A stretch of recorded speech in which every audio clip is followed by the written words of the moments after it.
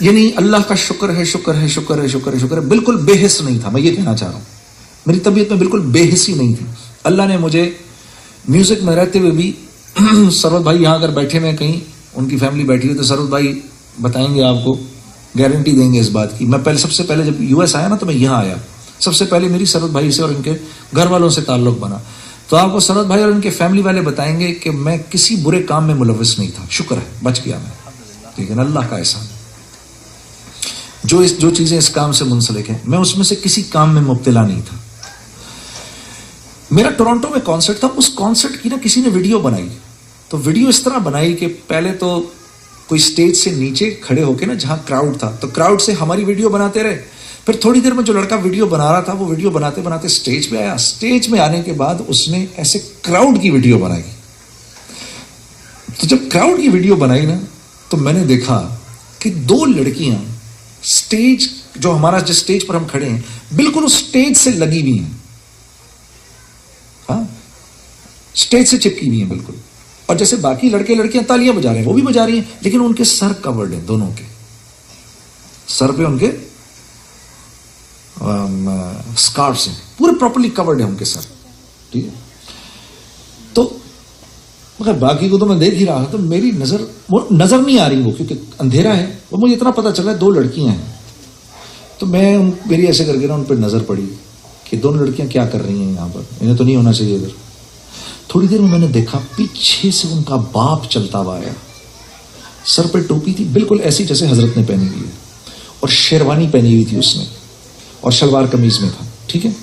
اچھا آپ یہ بھی کہہ سکتے ہیں کہ بھائی یہ کیوں آئے اس پروگرام میں، ہاں، لیکن اس کا بھی ایک جواب ہے میرے پاس. میرا یہ قیاس ہے کہ دیکھو پہلی مرتبہ ایک پاکستانی بینڈ یہاں آیا، ہم پہلی دفعہ آئے، تو انہوں نے یہ سوچا ہوگا یار کہ یہ پاکستان سے پاکستان کا کچھ کلچر لے کر آ رہے ہوں گے، تو میں اپنے بچے بچیوں کو تھوڑا سا اس پاکستان کے کلچر سے ایکسپوز کروں. انہیں آئیڈیا نہیں ہوگا کہ ہم نے آ کے کرنا ہے کیا ادھر، انہیں نہیں آئیڈیا ہوگا، ظاہر سی بات ہے. یہ بات یوں سچ ہے کہ پہلے ہی سانگ میں، جو پہلا ہی سانگ ہو رہا ہے، میں نے دیکھا کہ وہ پیچھے سے چلتے ہوئے آئے اور انہوں نے آ کر دونوں لڑکیوں کا ہاتھ پکڑا اور ہاتھ پکڑ کے کھینچا دونوں کو. تو دونوں نہیں جانا چاہ رہی تھیں اور میں دیکھ رہا ہوں وہ دونوں سے سیریسلی بات کر رہے ہیں اور بات کر کے ان کو کھینچا اور لے کے باہر نکل گئے. اچھا یہ چیز میں نے بھی دیکھی اور میرے ساتھ جتنے لوگ بیٹھے تھے انہوں نے بھی اس کو ٹی وی پہ دیکھا اور وہ ہنس پڑے، یار دیکھو یار یہ کیا کر رہا ہے مولوی. لیکن آپ یقین کرو کہ مجھے چپ سی لگ گئی وہ دیکھ کر کہ یار میری مجلس میں کوئی اللہ والا نہیں آنا چاہتا، اور ظاہر سی بات ہے اس مجلس میں کوئی کیوں آئے، ٹھیک ہے. دیکھو وہ اس واقعے کا مجھ پر اتنا اثر ہوا، میں یہ آج بھی 20 سال کے بعد مجھے وہ بات نہیں بھولتی، روز روشن کی طرح یاد ہے مجھے، ٹھیک ہے. لیکن جب ہم اس کام میں آئے تو اللہ نے نشست و برخاست ہی ان جیسے اللہ والوں کے ساتھ رکھ دی، ٹھیک ہے، کہ دن و رات اب ہمیں جو ہے ان سے خیر کی کوئی نہ کوئی بات معلوم ہوتی رہتی ہے. اور اللہ نے کیونکہ ہمیں بھی کچھ تھوڑا سا ان کے ساتھ کھڑا کرنے کا شاید اللہ نے ارادہ فرما لیا مجھے لگتا ہے، تو انہی کی باتیں ہم لے کر لوگوں تک پہنچا دیتے ہیں.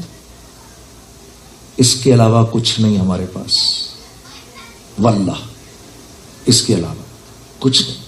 میں لوگوں سے یہ کہتا ہوں اکثر کہ میں اللہ کی بے نیازی کی ایک مثال ہوں، ٹھیک ہے. ایسا بے نیاز ہے اسے کوئی فرق نہیں پڑتا، بچوں تو نے کرنا چل تو کر، کچھ بھی ہو تو کسی بھی خاندان سے کیوں نہیں، کچھ بھی ہے، کوئی نہیں، تیرا رنگ کالا بھی ہے کوئی بات نہیں، تو غلام کی اولاد ہے کوئی بات نہیں، تو نے نسبت میرے نبی سے جوڑی ہے تو ہم تجھے مؤذن اور رسول بنا دیں گے.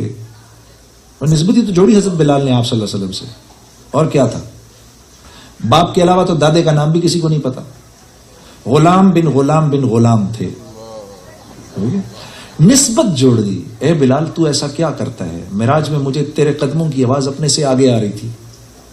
کہا یا رسول اللہ ویسے تو کچھ نہیں، جب وضو ٹوٹ جاتا ہے تو وضو کر کے 2 رکعت تحیۃ الوضو پڑھ لیتا ہوں. ہاں یہی کرتا ہے تو اسی لیے تو میرے آگے چل رہا تھا. آپ نے فرمایا ابو بکر میرے دائیں سے، عمر بائیں سے، اور بلال قدموں سے قیامت کے دن نکلیں گے اور میدان محشر میں اذان دیں گے جس کو ہر اللہ کی مخلوق سنے گی.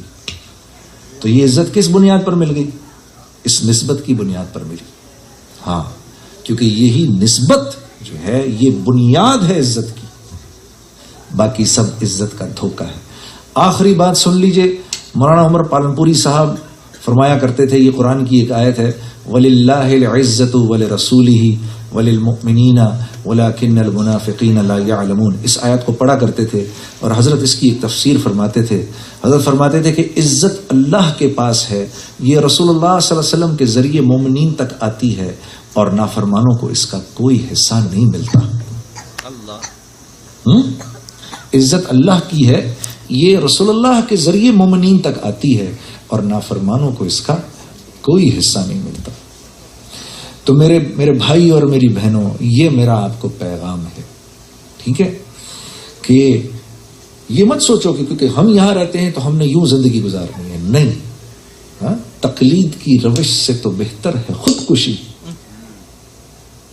تقلید کی روش سے تو بہتر ہے خودکشی۔ رستہ بھی ڈھونڈ، خضر کا سودا بھی چھوڑ دے۔ ہمیں تو حضرت خضر علیہ السلام جیسے نبی کی بھی ضرورت نہیں، یہ سمجھانے کو اقبال کہہ رہے ہیں، ورنہ تو نبی کا بہت بڑا درجہ ہے، نعوذ باللہ من ذالک، ہم اس لائق نہیں ہم کسی نبی کے بارے میں کچھ کہیں۔ وہ سمجھانے کو یہ کہہ رہے ہیں کہ تمہیں اللہ نے ایسا عالی شان نبی دیا ہے کہ تمہیں تو حضرت خضر کی بھی ضرورت نہیں کہ وہ تمہیں راستہ دکھائیں، ہمارے پاس تو راستہ موجود ہے۔ اسی لیے پہلا مصرع کیا ہے؟ تقلید کی روش سے تو بہتر ہے خودکشی۔ بجائے اس کے کہ کسی کو فالو کرو، خودکشی کر لو۔ رستہ بھی ڈھونڈ، خضر کا سودا بھی چھوڑ دے۔ ہمیں تو ضرورت نہیں، اللہ پاک کی بات سمجھا دے۔ مدینہ مدینہ